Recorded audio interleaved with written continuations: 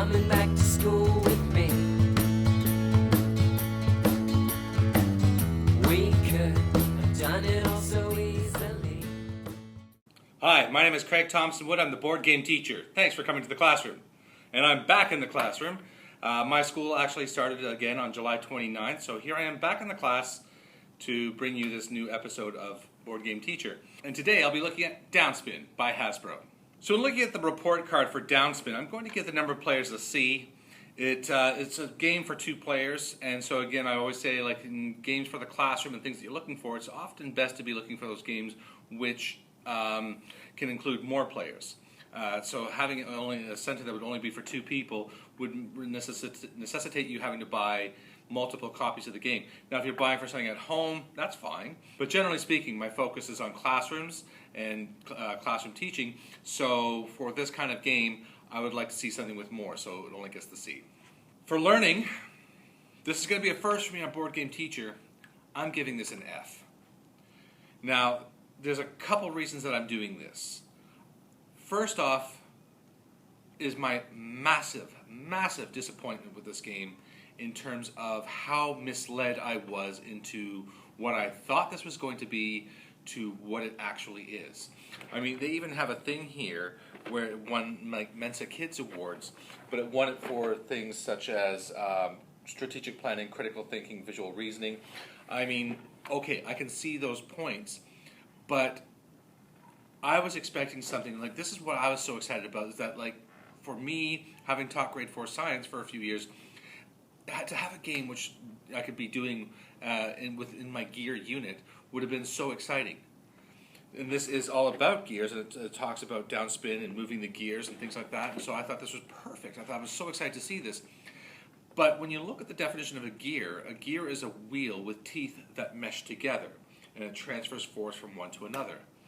Well, when you actually look at this thing, I'm not going to be doing an extended video for this, so when you look at this, there's not actually even real gears. It's these wheels that spin around, but they kind of resemble gears, but they're not gears. I just think this is such a huge missed opportunity. You could have done the same thing with the gears, had it in a rectangle or something that sort of fixed and held them all together. You could have done things with force transference and gear ratio, and all kinds of different things could have been taught within this game had you actually done proper gears, which is what the game is supposed to be about. And they don't, and it's just so frustrating. I don't know why they went with this route. It's okay, but it's not really Again, the reason for the F here is not because it lacks any kind of curricular learning. Well, it doesn't have any real curricular learning. It has these problem-solving skills and critical thinking skills, which are great, but one, were misleading, and 2, missed such a huge opportunity to teach something which is not out there that I know of being taught in any way. That could have been such a fantastic opportunity. It's just that the massive letdown is what makes me say that I just want to give this game an F for its learning. For fun, I'll give the game a B. I mean, I think that 2 students playing this game could have some fun trying to figure things out, and the critical thinking, the strategic planning, things that go around it. It's a decent game in and of itself. So, yeah, that's all I'm going to say about that. For time, I'm going to give the game an A. I mean, it's super easy to set up, super easy to clean up, super quick to play. It's going to take you about 10 minutes, 15 minutes tops to play the game. So this kind of thing, even if you are only having 1 copy in the classroom and want to use this for some unknown reason, if you had maybe as a recess activity, let's say, then you could have it out there, and you could have people taking turns, because it could be played multiple times within a period. And if they're fast, they could maybe get 2, even 3 people playing in one sort of 40-minute block. So yeah, so for that reason, I will give the time an A. For cost, I'm going to give the game a D, because I'm so disappointed with the game. I mean, I actually found this at a thrift store, and I paid $3.99 for it. I think I paid too much. I think what I get for this game, what this game involves and provides to me, and again, that whole missed opportunity of what it could have been to what it is, I feel like I kind of got ripped off here.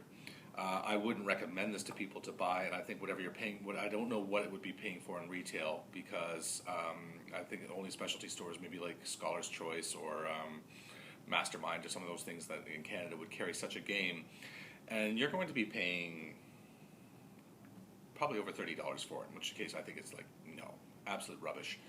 Do not buy this game as far as I'm concerned.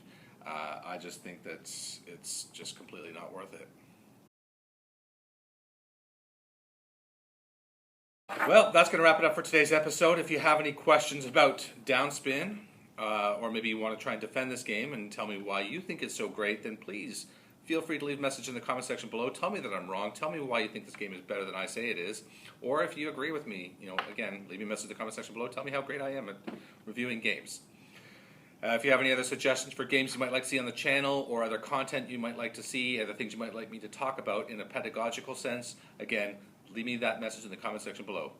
But until next time, I'm Craig Thompson with the Board Game Teacher saying, thanks for coming to the classroom.